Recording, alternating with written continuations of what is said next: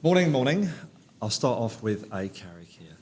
Tu taua mai I runga, tu taua mai I raro, tu taua mai I waho, kia tau ai te mauri tū, te mauri ora, ki te katoa, humie, huie, tai, kie. Thank you very much for coming, and those of you online as well. Thank you for joining us at the Sustainable Business Network for reducing manufacturing emissions. We're going to do a report launch, and we're going to launch a new aspect to our very popular Climate Action Toolbox. Thank you also to the Honourable Andrew Bailey, who has joined us, Minister of Small Business and Manufacturing, Commerce and Consumer Affairs and Statistics. Obviously quite a busy man, so thank you so much for spending the time with us. It's a privilege to have you here. And thanks to our partners who make all this possible, the Ministry for Business, Innovation and Employment, thinkstep-anz, who've got representatives here, who are going to be speaking soon, and Aurecon, who partnered with us on the report, as well as our additional partners on the Climate Action Toolbox, business.gov.nz, BNZ, EECA, ECA, Spark, Waka Kotahi, DNA, our design partners, and New Zealand Trade and Enterprise. Thank you once again. And just on the last note, before we kick off, our CEO, Rachel Brown, sends her apologies. Sadly, her father passed away last night, so she could not be with us today. She'd normally be extremely excited and talk to you at length about these subjects. So another time. So to kick us off, without further ado, I'll introduce Andrew Bailey, the Honourable Andrew Bailey, Minister of Small Business and Manufacturing, Commerce and Consumer Affairs and Statistics, and cakes and other stuff. Thank you, Andrew. Hey, I think I've met most of you, but unfortunately there's a couple I haven't got around yet. But it's wonderful to be with you, particularly as I'm the first Minister of Manufacturing. Isn't that great? Hey? Hey, now, just thanks to Andy, just commiserations to Rachel. I do know Rachel. I used to be a member of the Sustainable Business Council before I went to politics, so I used to come quite regularly to council meetings, so I certainly know your organisation, but the important part that you play, and also all the partners to this program, and Andy and a few others acknowledge all of you, but this is like a village bringing up a child, isn't it? It's everyone is part of that process, and it's a great initiative. So very grateful that you've come together. So the two things that we are announcing today. First, we're launching a report that maps the sector's emission and waste streams, which is fundamental for people to be able to work out what they're going to do in their businesses. And second, we're launching an online climate action tool, which Grace here and I have had a little go at. I was putting in some numbers before. And I've had some businesses involved in the waste sector and reducing emissions. So it's a sector that's dear to my heart, actually.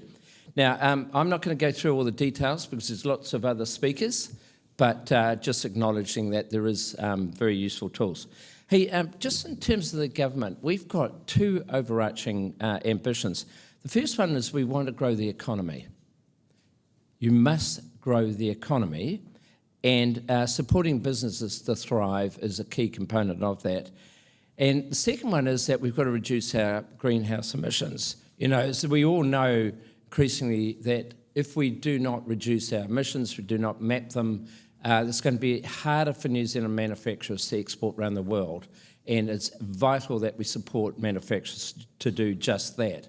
Now, one of the reasons I was so keen, and I'm grateful that the Prime Minister gave me the privilege of being the First Minister, is people do not realise the scale of manufacturing in New Zealand. You know, it accounts for 10% of the economy, employs 230,000 people, and it's such a big sort of driver of economic growth. You know, it underpins about 60% of all our exports. Obviously, we want to get it higher than that, but it's a huge economic driver, and for some reason, no one's really picked up on that issue. So we're on track in terms of our net emissions 2050. We are on track, but that doesn't mean that we can sit back and just rest on our laurels. A lesser known fact that about a quarter of all the R&D spent in New Zealand is actually derived or comes from out of the manufacturing sector. So as an economic powerhouse in terms of economic growth, but also in terms of driving research and more innovation, climate-related, better sustainable products. You know, that R&D is such an important part of that economic driver. And so that's why manufacturing is so important. And I think the important thing is that at the same time there's commercial incentive to decarbonise manufacturing processes with an increasing focus on that from a global perspective for low carbon manufactured products. Now, I know all of you know that we're facing hard economic times in New Zealand. That's why I'm delighted today that it's all about arming manufacturers and business owners with information, resources and tools. Now, the key thing for us is that we need to walk alongside business. It cannot be we just put out and do some stuff and not do any more than that. So that's why I was talking to Barbara and Wang about actually connecting with AMA. It's very important we do that. But the one thing we will not do as a government is we're not going to close down businesses, because it is very important that they do play a large role. There's an important part to reduce their emissions, but we're not going to unilaterally just close down businesses because of their emission targets. We need businesses to grow and thrive, because without the business, government doesn't have any income. Without income, we can't invest in schools, roads, health education, all that sort of stuff that we need to do. So, very important. The toolbox is really important, and we believe and know that it's important that we have all the elements to it. I specifically want to thank the Sustainable Business Network team through there, Aurecon here, thinkstep-anz there, and MB and Andy's here with a few of the team. Thank you very much. It is a pleasure to be here to officially welcome this, but this is not where it ends. This is just the start.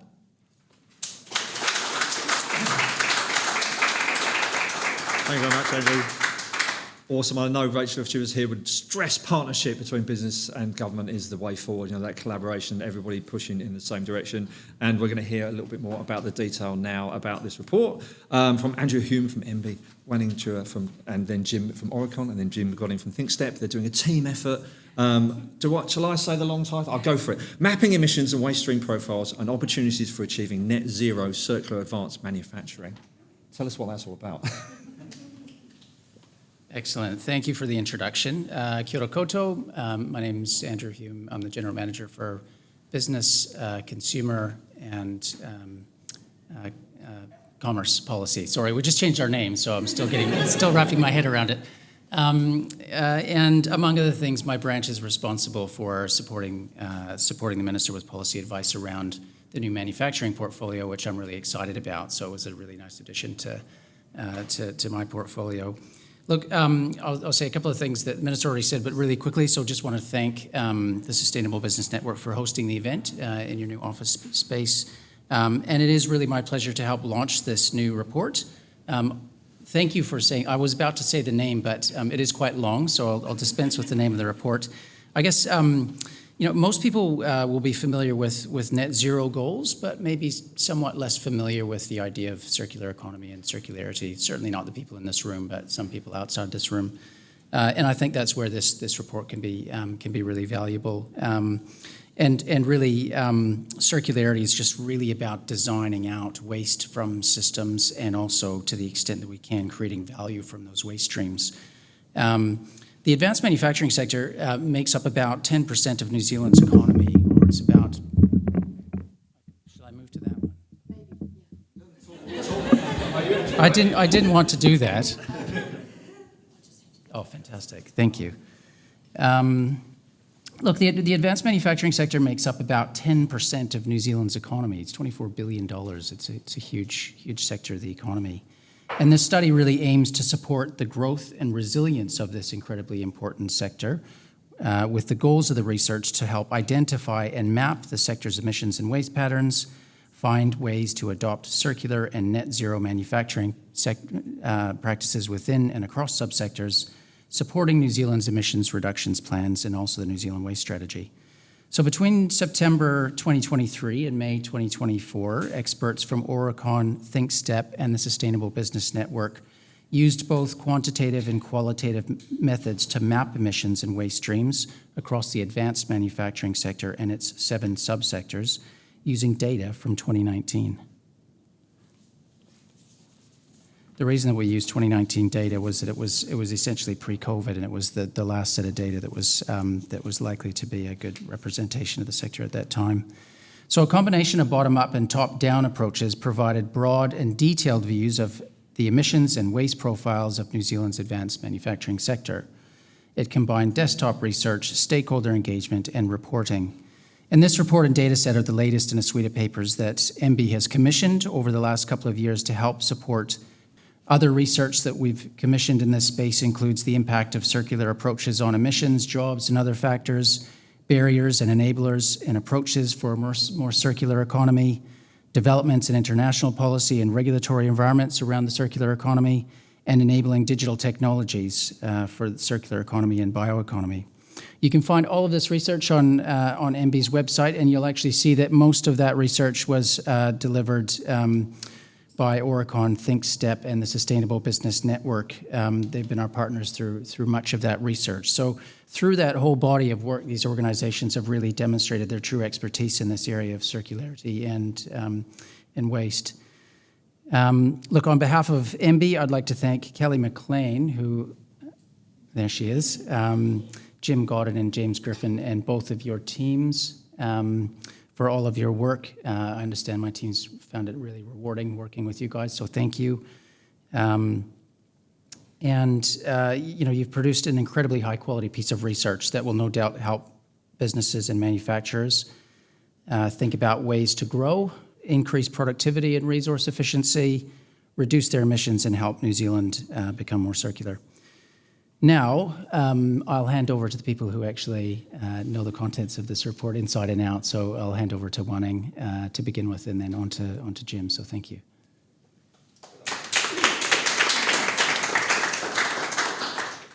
I'm definitely picking this one. Kia ora koutou, ko Wanning Chua, tuku ingoa. So I lead sustainability and climate change at Aurecon. So unfortunately, I'm not the core team who has delivered the work. I'm up here merely taking the glory of my team. So thank you for the opportunity to share insights from the report. Advanced manufacturing drives New Zealand's value creation, and this research is an important step to help us understand a whole of sector level where and how to prioritize decarbonisation and accelerate circular practices. So what I'll do is quickly highlight key findings and I hand over to Jim to cover opportunities, barriers, enablers before wrapping up this section with conclusions, recommendations, and acknowledgements. So this is a whole of sector view of the Advanced Manufacturing Report, and I'll just skip straight into this slide. What you see here is a summary that is sitting in our exec summary of our summary report. So the table on the screen provides a high-level overview of the key observations across the sector. The project identified and mapped the emissions and waste patterns of the 7 main advanced manufacturing subsectors to identify opportunities to adopt net zero circular manufacturing. This process was highly iterative and helped build a more accurate picture of the current state and knowledge gaps and interdependencies. Considerations also included manufacturing processes and activity location. Subsector-specific emissions and waste data is valuable as it informs decisions at different scales and levels, helps prioritize transition activities and measure progress over time. Although we were primarily interested in what is made in New Zealand, inclusion of both production and consumption-related emissions were important, highlighting import and exports, the role of international trade plays. So what we found is that circular economy practices exist in New Zealand within and across manufacturing subsectors, even though they do differ greatly. However, they are connected through resource flows and face similar challenges, particularly around waste. Features of New Zealand's national and regional economies, import and export dependencies of manufacturing sector influence 3 things. 1, opportunities for change. 2, the barriers that limit change. And 3, the enablers that support it. 2 key observations I had from reading these reports, both the technical and the summary report, is that of the over 17 million tonnes of waste that's produced in New Zealand annually, so this was back in 2019, 92% of these end up in landfill. 92 of the over 17 million tonnes. And another thing that's through this report is I found that waste materials, so packaging waste materials like cardboard, paper, timber, and plastic are consistently mapped across the 7 subsectors. certainly an opportunity for us to consider the leadership that is needed to enable system change here. Now I'll pass you over to Jim, who can take you through further details of the report.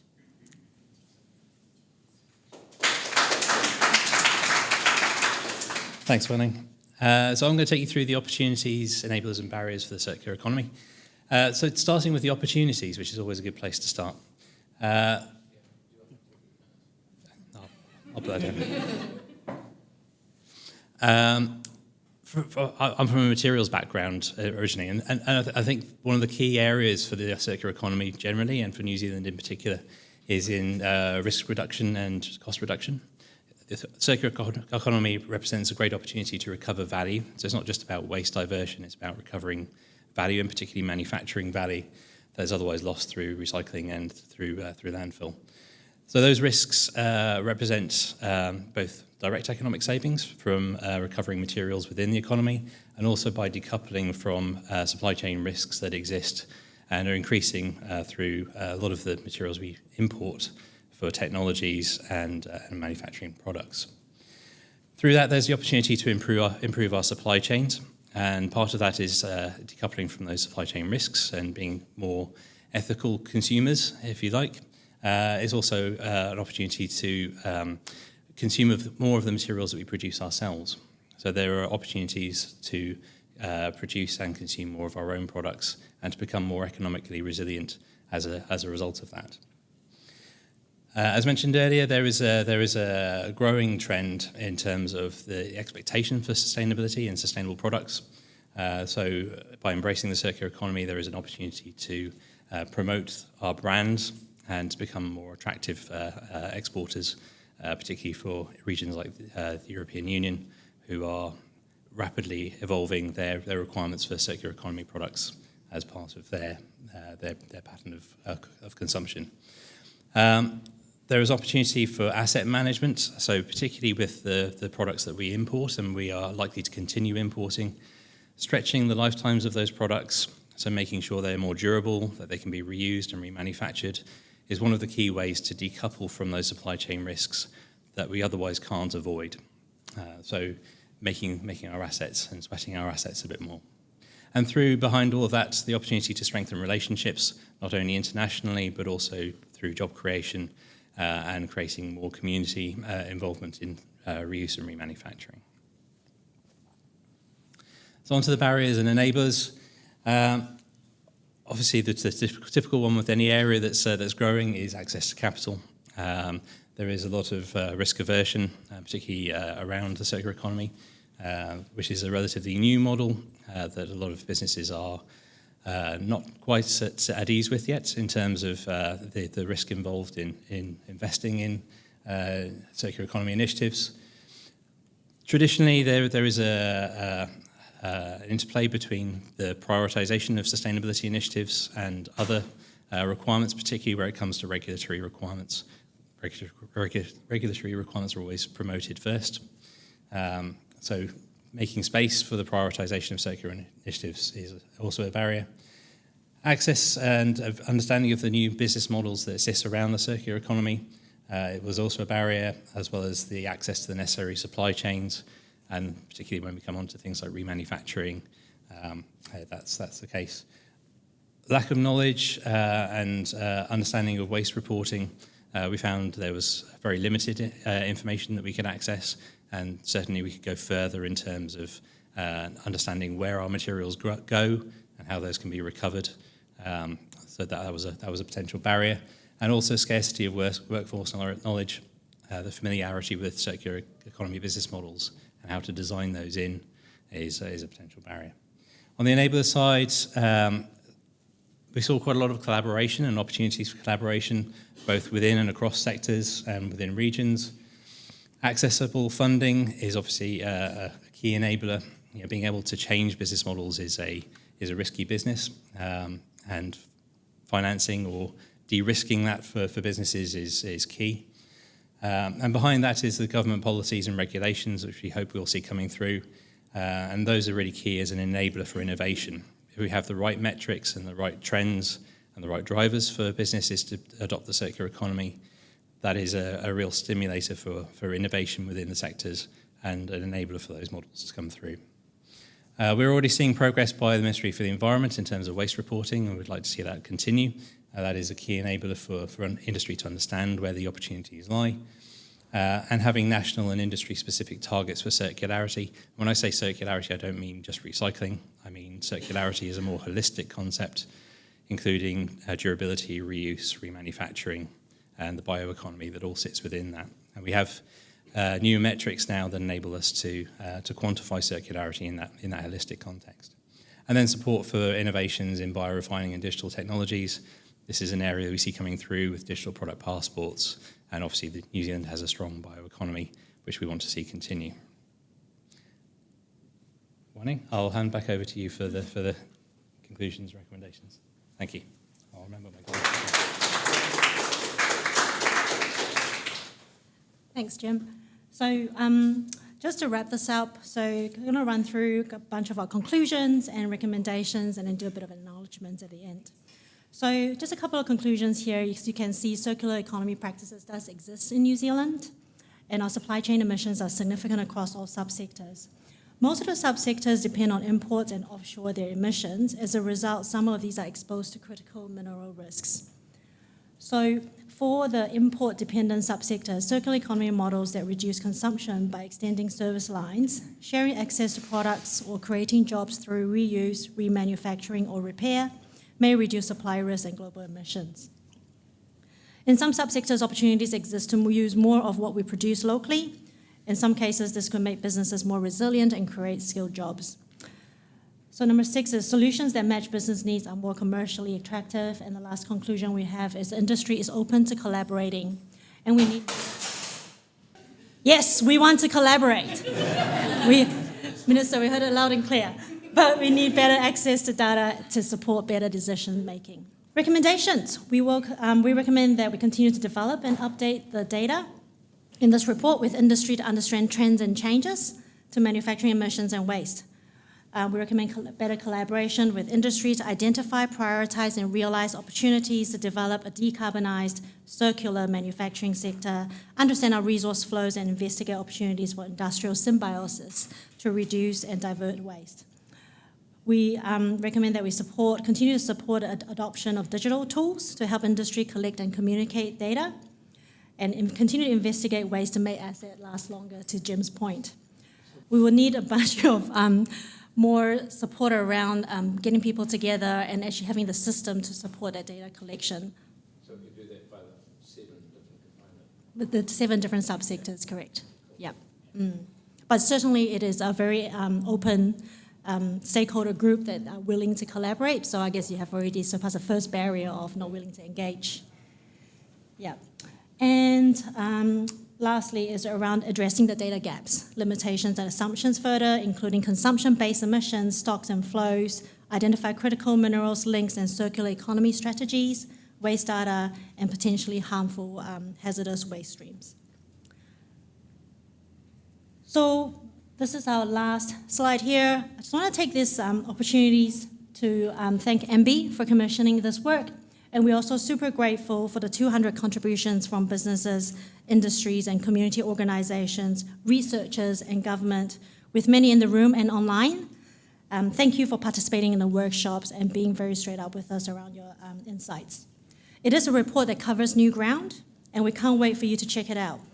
We look forward to going into more detail in a follow-up session next month. More details will be coming. And on this note, I'll pass you back to Andy. Thank you very much. Thank you very much, team. Fantastic. And do check out more of the information. I mean, we're really keen that none of this stuff sits on a shelf anywhere and gathers dust. So all of our websites will be following up with more information, more collaborations. So look on MB's website, Aurecon, ThinkStep, and Sustainable Business Network for more of that. I should also say apologies for James Griffin, who is obsessed with this subject and would usually be here, but we forced him to have a holiday. And it happened to coincide, and literally we had to force him. So from the big game, what we've seen, and those are the research, we're going to bring it down to the ground game now, where you're looking at the Climate Action Toolbox and how that supports businesses taking action on their own greenhouse gas emissions. We're going to hear shortly from Kimberly Samuel via a recording, because she works down in Wellington. But I'm just going to run you through a couple of the major points on why we did this thing. Obviously, we've had a climate action theme of our work. We've got 3 main themes: regenerating nature, climate action, and the circular economy. And so we've had that for some years. And what we were hearing from businesses, especially small and medium-sized businesses, was they really wanted to do something, but they didn't really know what to do. And we kind of investigated that, because sometimes it's a bit of an excuse, sometimes it's a bit of, oh, I wish I knew what to do. Just do that. But we thought, let's stack up a tool that's really easy to use. It's free, online, just to give them the starting point for their greenhouse gas emissions monitoring, and then some ideas of steps to take forward. And it's worked out incredibly well with our partners. And getting it on business.gov.nz was really the power play, because it opens it up to a much bigger audience than we can get in our own channels. Years ago, we'd set up tools and we'd see a few hundred or a couple of thousand people using it. We'd go, yay! Now we've got 56,000 people are using this, and it's out there and it's working. And so this is us taking it to the next level. So we're introducing manufacturing and new metrics on manufacturing into the tool, so that those manufacturers can start to get a little bit more granular about what they want to do. So it's fantastic to be launching it, and in a short while we'll hear from Kimberly when the buttons are pressed correctly. I should also say the partnership that we built was tricky, but really worked out well. With DNA, particularly our design partner, these things are not easy to stack up, and we're not technical experts in that. So having our hand held with people that can actually build websites out, build the back end for us, was incredibly important, and it worked really well. We've had, sometimes these things are really challenging and expand massively, but DNA did a cracking job for us, so we're hoping to hold them on board. And we've had talks with our other partners as well about how to take it further, what the next steps are, how we could broaden it out. Because, of course, once you've got one of these established in people's minds, then you can start to connect it to the other tools that we use. And we publish online guides about emissions, and we've also partnered with businesses and do with a series of events which are done around the country as well to help people to use the tool, sit them down, get them working with it. So we're hoping that 56,000 number isn't just people who've had a little look and then gone away, that they've actually pursued the process. And that's another big thing for us, is to try and grab that data out and try and follow up so that people can really get to grips with this thing. Because as we've heard, it's something that's going to be a major part of everybody's business at every scale in the years to come. So we want to make it as easy as possible. Kia ora koutou, and welcome to the Climate Action Toolbox, hosted on business.govt.nz, provided in partnership with SBN and our supporting partners. As you can see, this is a one-stop resource for preparing your business for a low emissions future. The toolbox makes it easy to learn about the actions you could take in your business, create a plan tailored for you, start measuring your carbon footprint, and put the changes into action, updating as you go. We're excited today to be launching new tailored guidance for the manufacturing sector. To access it, let's get started with the toolbox. We start with this simple self-assessment that will help to identify high-impact areas to focus on and get tailored recommendations for your business. For a manufacturer operating mainly on an industrial site, with not that much work travel, but significant transport of goods, raw materials, finished products, and who is of course involved in designing and manufacturing here in New Zealand, this is what the finished assessment looks like. We can now go ahead and see climate actions. Immediately, based on that simple self-assessment, the Climate Action Toolbox suggests priority areas to focus on. In this case, designing products, site operations, and moving goods are all likely to be areas of the business where making a change could give significant emissions reductions. The toolbox also suggests some recommended quick wins that you could implement without too much extra planning or upfront investment. And you can see that each action, in addition to that quick win indicator, has an impact indicator to help you see which are likely to make the biggest difference. Let's go ahead and explore these high priority areas. This is where you can see the tailored guidance for actions you could take in your business, which has been developed together with manufacturing businesses and experts. Here in the Designing Product section, we've got a range of suggestions for changes you could make, which can be really significant. Let's take a look at packaging products efficiently, for example. This can be a great opportunity for reducing cost and reducing waste, and you'll see that at the top of the action, benefits are highlighted to help you with choosing which actions will suit your business best or preparing a business case. You then get simple step-by-step guidance with tips you can apply and links out to other useful resources. You'll also find case studies so that you can learn from other businesses who have taken these actions. You can see the benefits that they've achieved and find ideas that might help in your own business. If this action seems like a fit, we can go ahead and add it directly to an action plan. We can also add actions to the plan directly from this dashboard. Looking through our second priority area here, site operations, there are many different opportunities for emissions reduction and efficiency. You can use the quick win and impact indicators to help find actions that would suit your business. And you can always open up for the full set of information, guidance, and tips. At the end of each action guide, you'll also find suggestions for other actions you could take that might help with reducing the same emissions source and could potentially be a better place to start depending on your specific business.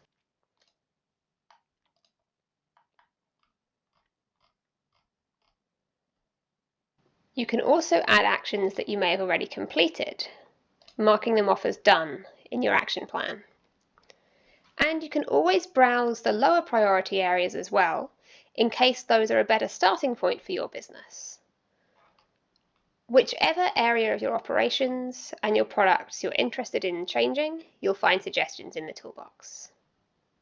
For example, across moving goods, you'll find action suggestions whether you're delivering with your own vehicles or outsourcing your freight. Once you've chosen some actions, we can go and look at the action plan.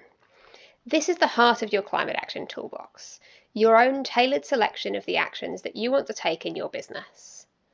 As you complete them, you can check them off and see the progress that you've made by completing changes. You can also always add additional actions from the quick wins, or go back and browse the full set of actions to keep your plan developing over time as your business changes and as you make progress on your climate action journey. The toolbox has many additional resources too. You can calculate your emissions with a simple calculator that will help identify hotspots and give you even more tailored suggestions on the actions that will most help your business to reduce emissions. For the sake of time today, I won't run through this, but I encourage you to go away and explore it. This is what you'll see when you do complete an emissions calculation on the toolbox. Your action plan will be updated with a suggested reduction target for your business. And below the actions you've already added, you'll now find recommendations based on your footprint. These are actions that will specifically help you to reduce emissions in those areas that are significant for your business. So you can use this to refine your action plan, and you can track your progress over time with your emissions calculator, which shows a breakdown by area of your emissions as well as the total. And once you're logged in, you'll have the ability to export a report on your emissions, as well as to export a copy of your action plan so that you can share it with others in your business or who may be interested in the work that you're doing to reduce emissions. There are other resources on the toolbox too. You can access handy guides to help you embed climate action across your business, from how to fund your action through building it into your strategy and more. You can also dive straight in to our library of inspiring case studies to find even more examples of businesses who are making the most of climate action.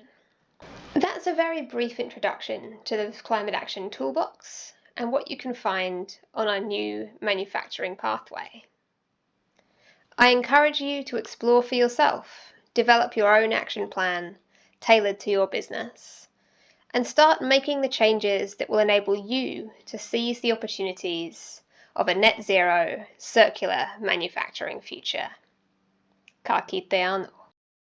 Our last speaker today is Chris Lisengo from NZTE. He's going to talk to us about climate action importance and the opportunities for exporters.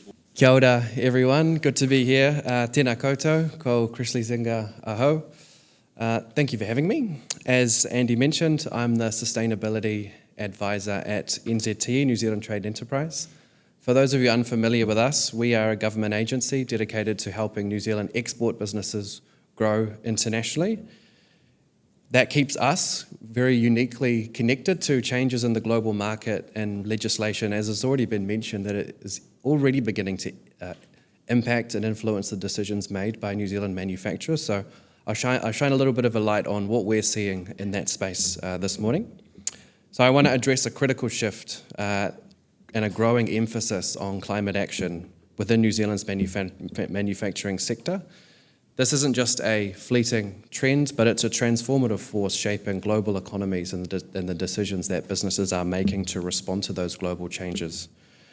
Global regulations, as has already been mentioned in the European Union, legislation like the Carbon Border Adjustment Mechanism, or otherwise known as CBAM, is already beginning to impact New Zealand manufacturers by adding costs to emissions-intensive goods.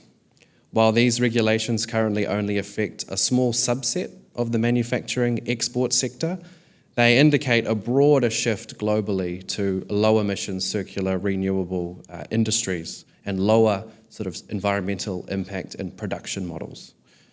Manufacturers that are engaged in global markets, whether they directly export or whether they're part of an international supply chain, are facing increasing pressure. International customers are emphasizing sustainability in their purchasing decisions. Talent is increasingly drawn to companies with strong environmental credentials, and investors are more focused than ever on scrutinizing the sustainability credentials of export businesses. Embracing climate action offers significant advantages to manufacturers. Yes, it's about responding to global changes and regulations and changing preferences, but it's also about gaining operational efficiencies.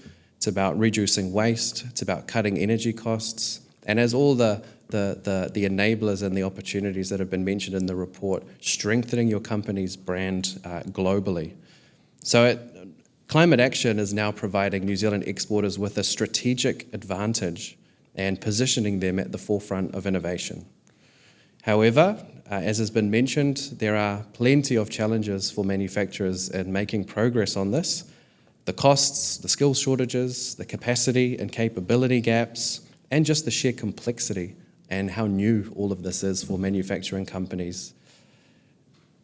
That's where tools like the Climate Action Toolbox become really important.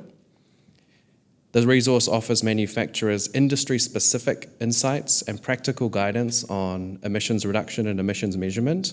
It being free and easily accessible means it's designed to help all manufacturers, regardless of where they fit in the industry or their size or what sector they're in, to effectively and through a data-driven approach, measure and manage their environmental footprint.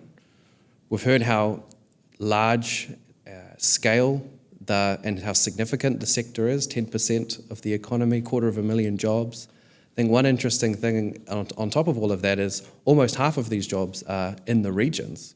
And because they're in the regions, they tend to get a lot less sustainability support and specific tailored guidance, making a free, accessible online tool like this even more important. The sector faces a massive opportunity.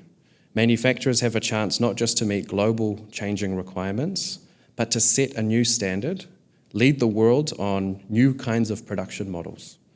As global demand for sustainable goods and services grow, this Climate Action Toolbox helps equip Kiwi manufacturers to meet this demand head on.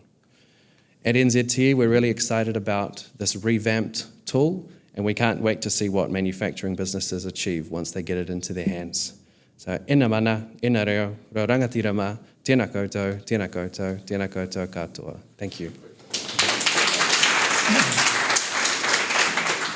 Thanks, Chris, and thanks for NZT's support on this and all the supporters that we've got on these programmes. So we've obviously got business.gov.nz, BNZ, ICA, Spark, Waka Kotahi and DNA, our design partners, as well as NZTE. everything we do, we run on a shoestring, and we've got a small team. So making these big changes requires a big amount of help.